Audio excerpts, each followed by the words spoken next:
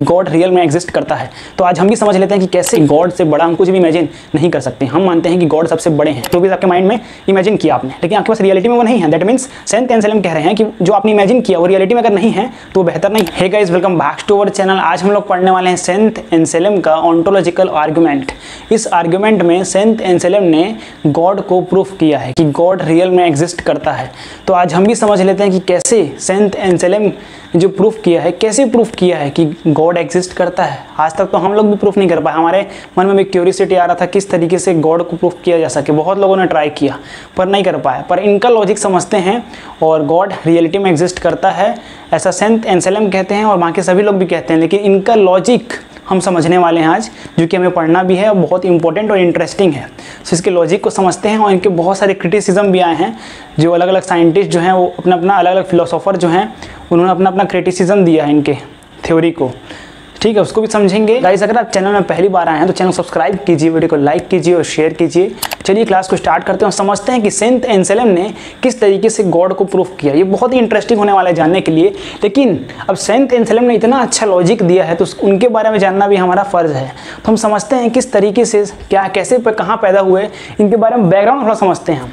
Saint Anselm, who was saint Anselm? Saint Anselm का जन्म हुआ था 1033 से 1109 BCE में या फिर AD में बोलो आप इसे।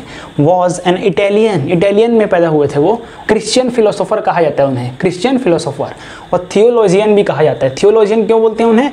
क्योंकि उन्होंने गॉड के ऊपर, रिलीजन के ऊपर अपना थ्योरी या फिर स्टडी दिया, पढ़ा है, इंटरेस्टेड है, वो रिलीजन की तरफ ज़्यादा इंटरेस्टेड हैं और उन्होंने स्टडी दिया है, उन्हें पब्लिश किया बहुत सारी चीज़। जैसे कि आप अभी हम लोग पढ़ रहे हैं, गॉड के बारे में ही पढ़ रहे हैं। उसके बाद he is called the father of scholasticism, है ना। क्यों कहते थे? Because he try to prove religious truth logically using reason not only faith. मतलब ये सिर्फ भरोसा के अकॉर्डिंग, हम लोग जो भरोसा कर लेते हैं गॉड के ऊपर, सिर्फ उसके अकॉर्डिंग नहीं, ये लॉजिकली प्रूफ कर रहे हैं कि गॉड एग्जिस्ट करते हैं। कितनी बड़ी बात है। तो इनको समझते हैं हम, ये क्या लॉजिक दे रहे हैं। आप समझते हैं पहले इनका जो आर्गुमेंट है, ऑन्टोलॉजिकल आर्गुमेंट, इसका मतलब क्या होता है पहले वो हमें पता चल जाए। What is ontological argument? The ontological argument is Anselm's famous proof for the existence of God। ये जो ontological argument है ये बहुत ही फेमस है गॉड को प्रूफ करने के लिए। गॉड रियलिटी में एग्जिस्ट करते हैं, रियलिटी में हैं, ये प्रूफ करने के लिए ontological argument बहुत ही अच्छा और फेमस माना जाता है। तो ontology का मतलब क्या होता है? ontology का मतलब होता है स्टडी ऑफ एग्जिस्टेंस। क्या होता है इसका मतलब?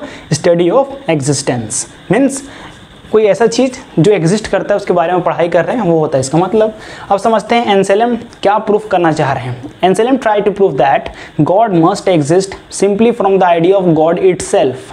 मतलब वो कह रहे हैं गॉड का जो आइडिया है, अपने आप में जो गॉड का आइडिया है, उसी से एंसेल्म प्रूफ करना चाह रहे हैं। क्या प्रूफ करना चाह रहे हैं? कि गॉड एग्जिस्ट करते हैं, ये प्रूफ करना चाह रहे हैं।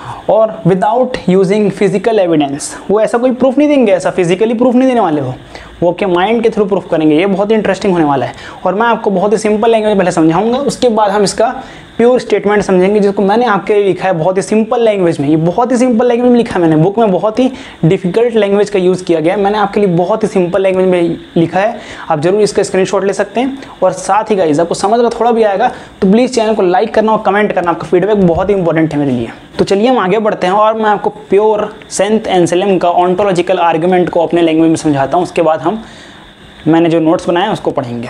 तो सबसे पहले सेंट एंसेल्म कहते हैं कि गॉड जो हैं वो बहुत ही ग्रेटेस्ट बीइंग है पॉसिबल, ग्रेटेस्ट बीइंग पॉसिबल हैं। मीन्स कहने का मतलब ये है कि गॉड से बड़ा हम कुछ भी इमेजिन नहीं कर सकते। हम मानते हैं कि गॉड सबसे बड़े हैं, ठीक है, हम मानते हैं कि गॉड सबसे बड़े हैं और ऐसा सेंट एंसेल्म ने भी माना है कि गॉड सबसे बड़े हैं, नथिंग इनसे बड़ा कोई नहीं हो सकता, ऐसा हम लोग मानते हैं गॉड को, है ना। आप लोग भी मानते होंगे, सब लोग मानते हैं। तो सेंट एंसेल्म भी यही कह रहे हैं स्टार्टिंग में। और एक चीज़ वो ये कहे कि अगर हम किसी चीज़ को इमेजिन करते हैं अपने माइंड में, अगर आप किसी चीज़ को इमेजिन करते हो, फॉर एग्जांपल आपने परफेक्ट आइलैंड, कोई परफेक्ट आइलैंड टापू आपने इमेजिन किया अपने माइंड में और वहाँ आप अच्छे से इमेजिन कर रहे हो कि आप वहाँ अच्छे से इंजॉयमेंट कर रहे हो, जो भी कर रहे हो, चिल कर रहे हो। तो वो जो परफेक्ट आइलैंड आपने इमेजिन किया है ना, वो जो परफेक्ट आइलैंड इमेजिन किया है, अगर वो इमेजिनेशन में ही होगा पॉसिबल, जैसे कि आप सपना देख रहे हो माइंड में, अपने रात को सपना देख रहे हो, आपको परफेक्ट आपने आइलैंड देखा है अपने माइंड में, इमेजिन किया उसको ड्रीम में, अगर सिर्फ माइंड में होगा तो वो परफेक्ट, वो बेहतर नहीं माना जाएगा। अगर जिसको हम इमेजिन कर रहे हैं वो अगर रियलिटी में एग्जिस्ट करता हो, अगर वो रियलिटी में हो, जैसे हमने आइलैंड इमेजिन किया, लेकिन अगर वो हमारा रियलिटी में भी है, वो आइलैंड अगर रियलिटी में भी एग्जिस्ट करता है इस दुनिया में, तब वो परफेक्ट और ग्रेटर माना जाएगा। जो माइंड में इमेजिनेशन है वो ज़्यादा ग्रेटर नहीं माना जाएगा, वो सही नहीं माना जाएगा। जो रियलिटी में एग्जिस्ट करता है वो उससे ज़्यादा बेहतर माना जाएगा। किसके अकॉर्डिंग? सेंट एंसेलम कह रहे हैं ऐसा, मैं नहीं कह रहा हूँ ऐसा। सेंट एंसेलम कहते हैं जो माइंड में है हमारा, इमेजिनेशन में जो है, जिसको जैसे आपने एग्जांपल के तौर पे आपने माइंड में देखा कि 1 लाख रुपए आपके माइंड में आ रहे हैं, 1 लाख रुपीज़ आपके माइंड में इमेजिन किया आपने, लेकिन आपके पास रियलिटी में वो नहीं है। दैट मीन्स सेंट एंसेलम कह रहे हैं कि जो आपने इमेजिन किया वो रियलिटी में अगर नहीं है तो वो बेहतर नहीं है। लेकिन आपने अगर इमेजिन किया 1 लाख रुपीज़ और आपके पास रियलिटी में है 1 लाख रुपीज़, दैट मीन्स वो जो रियलिटी में है वो ज़्यादा बेटर है कंपेयर टू इमेजिनेशन वाला। अब आते हैं गॉड के ऊपर। इसी चीज़ को आप गॉड पे अप्लाई करो।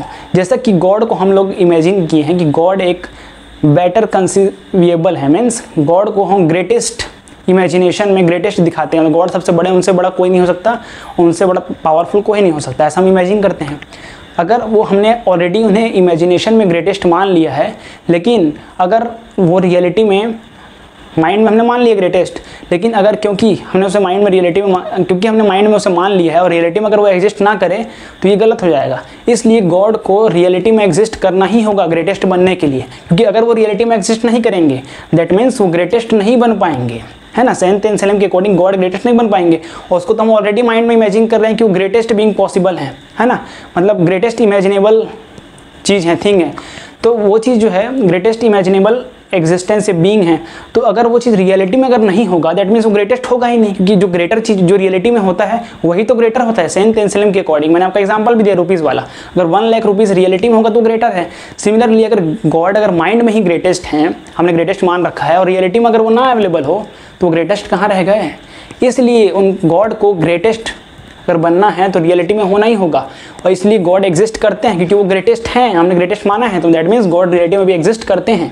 ऐसा मैं नहीं कह रहा हूँ, सेंट एंसेलम कह रहे हैं, ये आपको ध्यान रखना है। तो ये ओवरऑल समरी था किसका? सेंट एंसेलम ओंटोलॉजिकल आर्गुमेंट का। एक बार मैं इसको रीड कर देता हूँ, आपको समझा देता हूँ अच्छे से। तो सेंट एंसेलम कहते हैं ओंटोलॉजिकल आर्गुमेंट है उनका, God is equal to the greatest possible being we can imagine. हम ग्रेटेस्ट पॉसिबल बीइंग गॉड को इमेजिन करते हैं, जैसे कि आप सभी जानते हो, है ना। ये डेफिनेशन पहला पॉइंट यहाँ मैंने लिखा है, यहाँ स्पेस नहीं लिखा, मैंने लिख नहीं पाया उस टाइम में। डेफिनेशन ऑफ गॉड आएगा, ठीक है। अब ग्रेटेस्ट मतलब समझते हैं पहले। नथिंग कैन बी हायर, इससे बड़ा कुछ नहीं है, बिगर नहीं है, बेटर नहीं होता, गॉड से बेटर देन कुछ नहीं है। सेंट एंसेलम का एग्जैक्ट स्टेटमेंट मैं आपको दिखा रहा हूँ, that than which nothing greater can be conceived. इससे बड़ा ग्रेटर क्रिएट हम नहीं कर सकते हैं गॉड से बड़ा। ये सेंट एंसेलम का एग्जैक्ट स्टेटमेंट है, उसका जस्ट मैंने मीनिंग आपको सिंपल लैंग्वेज में समझाया है। अब सेकंड पॉइंट बढ़ते हैं, existence in mind versus reality, कौन सा बेहतर होगा। कोई चीज़ माइंड में हम ड्रीम कर रहे हैं, यू कैन एग्जाम्पल के तौर पर you can imagine a perfect island in your dream, but if that island also exist in reality, reality में भी एग्जिस्ट करता है, it is greater than one exist only in our mind. जो reality में exist करता है वो बेहतर है किससे, जो हमारे माइंड में सिर्फ इमेजिनेशन में है उससे बेहतर है कि रियलिटी में एग्जिस्ट करता है, ये कह रहा है स्टेटमेंट। अब इसी चीज़ को हम अप्लाई करते हैं, applying this to God. If God exist only in the mind as an idea, अगर गॉड सिर्फ आइडिया के तौर में एग्जिस्ट करते हैं, हम उसे ग्रेटर इमेजिन भी करते हैं, one that exist both in mind and reality, since God is defined as greatest conceivable क्या होता है, imaginable, greatest imaginable being, he must exist in reality too। अगर हम उसे ऑलरेडी ग्रेटेस्ट कर रहे हैं और जो चीज़ रियलिटी में होता है सेंट एंसेलम उसे ही ग्रेटर मानते हैं, तो गॉड अगर रियलिटी में नहीं होंगे तो ग्रेटर कैसे हो गए, ग्रेटर नहीं हो पाएंगे, और उन्हें ग्रेटर बनना है तो रियलिटी में एग्जिस्ट करना ही होगा, इसलिए गॉड रियलिटी में एग्जिस्ट करते हैं। ऐसा कौन कह रहा है, सेंट एंसेलम कह रहे हैं ऐसा। अदरवाइज अगर गॉड रियलिटी में एग्जिस्ट नहीं करेंगे तो डेफिनेशन ऑफ गॉड रॉन्ग हो या ग्रेटेस्ट नहीं हो पाएंगे गॉड। सो क्रिटिसिज्म देखते हैं इनका क्या क्या आया। तो ये आपने बेसिक समरी और कॉन्सेप्ट रियलिटी में आपने समझ लिया। अब क्रिटिसिज्म एंड काउंटर आर्ग्यूमेंट समझते हैं। ओनिलो जो थे एक मॉन्क थे, मतलब कोई क्रिश्चियन मॉन्क वगैरह होते हैं, जैसे मंदिर में पुजारी होते हैं उस तरीके से, तो कंटेम्प्रेरी क्रिटिक है, मतलब उस टाइम में जब सेंट एंसेलम थे तभी के ये क्रिटिक रहे हैं। उसी टाइम उन्होंने कहा, he argued just because we can imagine a perfect island it doesn't mean that island exist. अगर हम किसी चीज़ को परफेक्ट आइलैंड इमेजिन कर रहे हैं इसका मतलब ये नहीं है कि रियलिटी में एग्जिस्ट करेगा। ऐसा कौन कह रहे हैं, कोनिलो कह रहे हैं, है ना। So saint Anselm logic could be misused, ये कहा जा रहा है कि सेंट एंसेलम का मिसयूज हो सकता है लॉजिक। सो कांत ने कहा, कांत एक और फिलोसोफर हैं, उन्होंने कहा existence is not a property और अ क्वालिटी। मीन्स एग्जिस्टेंस है इसका मतलब ये नहीं है कोई ग्रेटर है या स्मॉलर है, ये कोई क्वालिटी डिफाइन नहीं कर रहा है, ये किसी प्रॉपर्टी या क्वालिटी डिफाइन नहीं कर रहा है। बेसिकली इसका कहने का मतलब ये था, Kant's existence is not a property, और कोई प्रॉपर्टी नहीं दे रहे हो आप इसे, अगर रियलिटी में एग्जिस्ट करें तो बेटर है। ये क्या प्रॉपर्टी थोड़ी ना, ये ऐसा चीज़ है।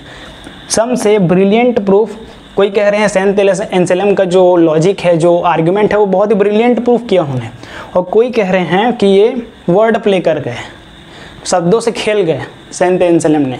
तो ये डिफरेंस है दोस्तों, और ये मैंने आपको बहुत ही बेहतरीन तरीके से, बहुत ही अच्छे तरीके से, बहुत ही सिंपल लैंग्वेज में मैंने आपको समझाया है। बहुत ही सिंपल लैंग्वेज में, जितना सिंपल हो सकता था मैंने आपको सिंपल लैंग्वेज में समझाया। अगर आपको थोड़ा भी समझ आया होगा तो प्लीज़ चैनल को लाइक करिएगा, सब्सक्राइब करना और शेयर भी करना आप, और साथ ही कमेंट आपको बहुत ही इंपॉर्टेंट है गाइस, आप कमेंट जरूर कीजिए, उससे मुझे फीडबैक पता चलेगा कि आपको वीडियो कैसा लगा। ये बहुत ही इंपॉर्टेंट, आप जो भी वीडियो देख रहे हैं प्लीज़ कमेंट कीजिए, और हाइप वगैरह भी दे सकते हैं। और गाइज प्लेलिस्ट मैंने बना दिया है, आपको डेफिनेटली वहाँ जाकर आपको चेकआउट करना है। सो गाइज आज के लिए इतना ही, मिलते हैं किसी नए वीडियो लेक्चर में नए टॉपिक के साथ। तो अगले जय हिंद, जय भारत, वंदे मातरम।